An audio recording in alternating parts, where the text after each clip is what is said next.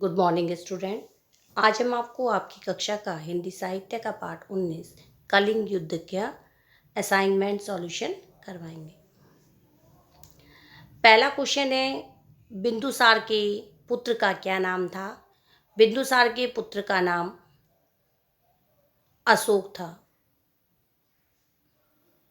कलिंग की राजकुमारी कौन थी? कलिंग की राजकुमारी का नाम था पद्मावती। कलिंग राज्य पर आक्रमण किसने किया? कलिंग राज्य पर आक्रमण सम्राट अशोक ने किया। सम्राट अशोक किस देश के राजा थे? सम्राट अशोक मगध देश के राजा थे। सैनिक ने सम्राट अशोक को क्या सूचना दी? सैनिक ने सम्राट अशोक को सूचना दी कि कलिंग के महाराज की हत्या हो चुकी है, अर्थात हम लोग कलिंग पर विजय प्राप्त कर चुके हैं। विस्तार शब्द का क्या अर्थ होता है? विस्तार शब्द का अर्थ होता है फैलाव, यानी कि फैला हुआ। सम्राट अशोक कैसे राजा थे?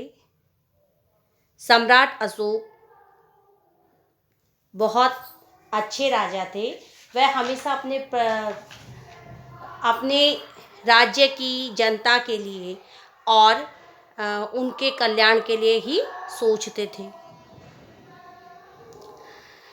सम्राट अशोक किस धर्म की शरण में गए? सम्राट अशोक बौद्ध धर्म की शरण में गए। मैं अपराधी हूँ देव, मेरे हृदय को शांति दीजिए। यह पंक्ति किसने कही? यह पंक्ति कही थी सम्राट अशोक ने बौद्ध भिक्षु से। आज के बाद यह तलवार कभी नहीं उठेगी, यह वाक्य किसने कहे? सम्राट अशोक ने। वीर शब्द का विलोम होता है डरपोक। पुत्र शब्द का पर्यायवाची लिखो। पुत्र शब्द का पर्यायवाची होता है बेटा, सुत। पुत्र का पर्यायवाची बेटा और सुत। युद्ध के लिए किसने ललकारा? युद्ध के लिए राजकुमारी पद्मा ने ललकारा। कलिंग दुर्ग के फाटक पर सम्राट अशोक को कौन मिला? कलिंग युद्ध के फाटक पर सम्राट अशोक को राजकुमारी पद्मा मिली। युद्ध भूमि पर घायलों का पानी कौन पिला रहा था? युद्ध भूमि पर घायलों को पानी बौद्ध धर्म के भिक्षु पिला रहे थे। नेतृत्व शब्द का क्या अर्थ है? नेतृत्व शब्द का अर्थ होता है मार्गदर्शन। रिक्त स्थान भरिए। सम्राट अशोक बिंदुसार के पुत्र थे। नहीं, मैं स्त्री से युद्ध नहीं करता। अपनी प्रतिज्ञा का पालन करो। एक दिन वह अपने शिविर में उदास बैठे थे।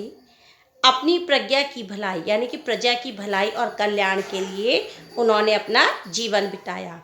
हम भी निहत्थों पर वार नहीं करते। मुझे क्या करना होगा? भिक्षुवर। इतिहास में सम्राट अशोक का नाम अमर रहेगा। धर्म ही तुम्हारे हृदय को शांति दे सकता है। मुझे बौद्ध धर्म की शरण में ले लीजिए।